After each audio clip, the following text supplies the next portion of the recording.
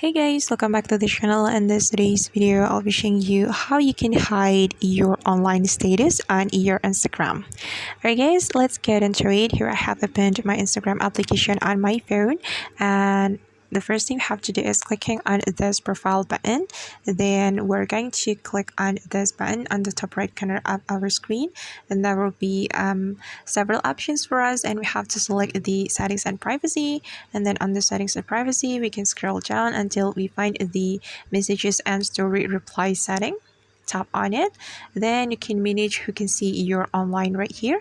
You can click on show activity status, and since you want to hide your online status on Instagram, you can disable this show activity status. You can click on the circle button. Okay, and alright guys, that's how we can hide our online status on Instagram. I hope this tutorial will be helpful for you.